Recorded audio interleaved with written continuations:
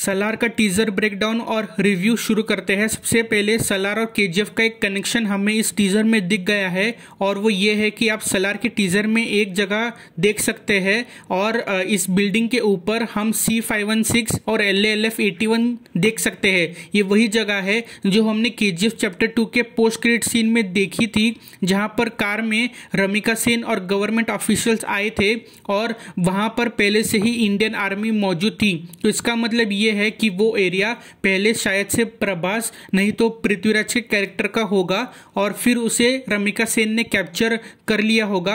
अगर आपको याद हो तो केजीएफ चैप्टर 2 में रमिका सेन ने बर्मा में एक वॉर किया था, इंडिया बर्मा बॉर्डर पे, और ये रहा एग्जैक्ट डायलॉग फिल्म में। Cancel the Burma delegation. Burma में चल रहे दंगों को शांतिपूर्वक तरीके से सुलझाने के लिए भारत सरकार ने आज अपनी मिलिट्री फोर्स से बर्मा के बागियों को मार गिराया है। तो थ्योरी ये है कि बर्मा में दो ग्रुप्स के बीच दंगे हो रहे थे और ये दोनों ग्रुप्स शायद से प्रभास और पृथ्वीराज के ही होंगे और वो जगह शायद से इन दोनों में से किसी एक का होगा, जिससे कि रमिका सेन ने उन बागियों को वहां से निकाल दिया था और केजीएफ चैप्टर 2 के पोस्ट क्रेडिट सीन में वहां पर अपना बेस कैंप बना दिया। नहीं तो ये बेस कैंप शायद से इंडिया में ही हो सकता है, नहीं तो बॉर्डर पे भी हो सकता है। तो इसका मतलब तीन सिचुएशंस आते हैं सामने। सलार जो है वो केजीएफ चैप्टर 2 के टाइमलाइन के साथ साथ चल रही है और अभी तक इंडिया ने इस बेस पे कैप्चर नहीं किया है,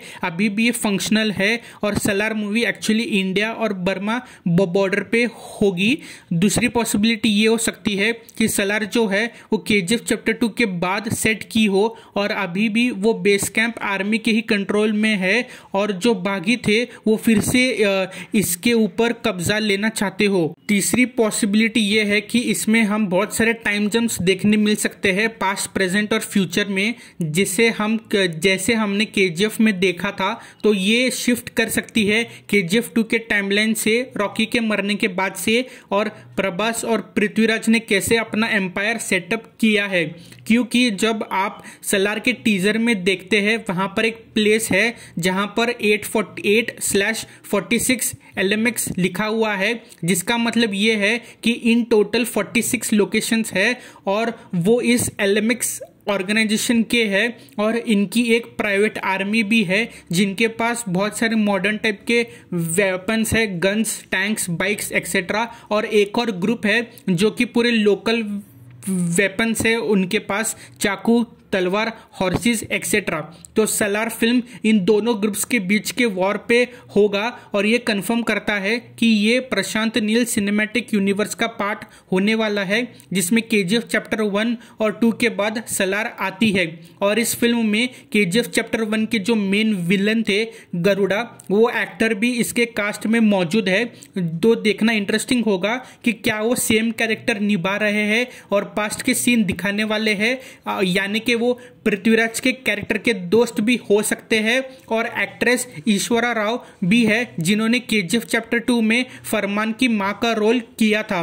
और क्या ये दोनों कोई टोटली डिफरेंट कैरेक्टर करेंगे, ये देखना भी इंटरेस्टिंग होगा। अभी सीन बाय सीन जाते हैं इस टीजर के। टीनू आनंद एक अफ्रीकन मिलिट्री या रिबेल्स को बोलते हैं कि simple English, no confusion, elephants, cheetahs and tigers are dangerous but not in Jurassic Park because there is and cut to Prabhas का हाथ दिखाते हैं। शायद से ये वही प्राइवेट आर्मी है LMX वाले और उन्होंने टीनू आनंद को कैप्चर कर लिया है, नहीं तो खुद टीनू आनंद उनको मिलने आए हैं और टीनू आनंद प्रभास के साइड से है। और उसके बाद हम दो अलग टाइप के ग्रुप्स दिखाए जाते हैं, एक के पास गन्स, टैंक्स एंड बाइक्स के साथ है और दूसरे चाकू, तलवार और घोड़ों के साथ है। लेकिन वो दोनों किसके ऊपर अटैक कर रहे हैं ये नहीं दिखाया जाता, बस अटैक करने के लिए भाग रहे हैं।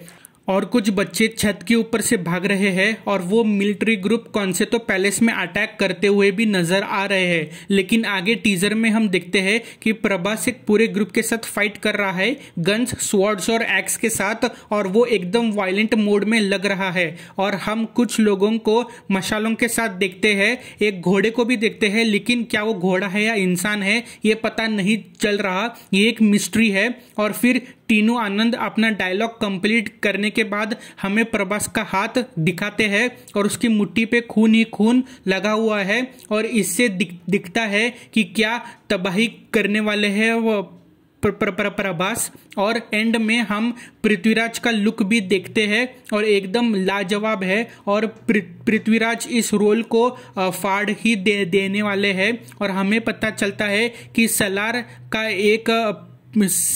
का ये पहला पार्ट है और इसका नाम सीज फायर रखा गया है। सीज फायर का मतलब जो वॉर या लड़ाई हो रही है उसको टेम्पररी रोकना या सस्पेंड करना, यानी थोड़े टाइम के लिए कोई भी साइड फाइट नहीं करेगा और ये दोनों पार्टीज जो इन्वॉल्व होती है वो साथ में मिलकर डिसाइड करते हैं। और सीज फायर इसलिए करते हैं क्योंकि वो नेगोशिएट कर पाए और डिस्कशंस कर पाए कोई सल्यूशन या पीस को स्थापित करने के लिए, यानी कि शांति को स्थापित करने के लिए। लेकिन ये हो सकता है कि पृथ्वीराज का कैरेक्टर ने सीज फायर के रूल को ब्रेक कर दिया और सलार के ऊपर अटैक कर दिया और अभी सलार एक वायलेंट मैन हो चुका है और उसकी आर्मी को चुन चुन के मार रहा है।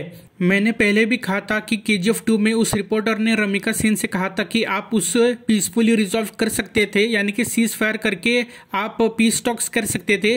पॉसिबिलिटी ये भी है कि प्रशांत नील अपने यूनिवर्स को सिर्फ एक्सपांड कर रहे हैं, सिर्फ टाइमलाइन के हिसाब से जा रहे हैं। जहां पर KGF 2 एंड हुई थी वैसे सलार की शुरुआत होगी और जब सलार खत्म होगा वहां से जूनियर NTR वाली फिल्म शुरू होगी। लेकिन टीजर की बात करें तो टीजर बहुत ही जबरदस्त था। वो BGM, सिनेमाटोग्राफी, प्रभास का ग्लिम्स और उसके इंट्रोडक्शन एकदम फील कराता है कि आप उस एनवायरनमेंट में हो। वही सेम टेम्पलेट पे चल रहे हैं जो उन्होंने KGF फ्रेंचाइज में सेट किया था और उसे बड़ा करने का भी प्लान है और वो इस टीजर में दिखता भी है।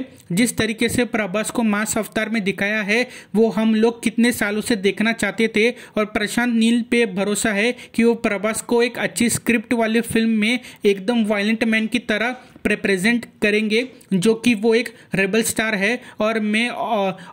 और आप पृथ्वीराज को भूल नहीं सकते, वो इस रोल में कमाल करने वाले हैं। एक बेहतरीन एक्टर वो है और एक मासी रोल में वो छा जाएंगे। सलार को लेकर और भी थ्योरीज और हिडन डिटेल्स पे वीडियोस आने वाली है, तो उसके लिए चैनल को सब्सक्राइब करें और बेल आइकन दबाएं। और आपका क्या कहना है इस टीजर के बारे में और KGF के कनेक्शन के बारे में हमें कमेंट्स में बताइए और इस वीडियो को लाइक एंड शेयर करें। Thank you.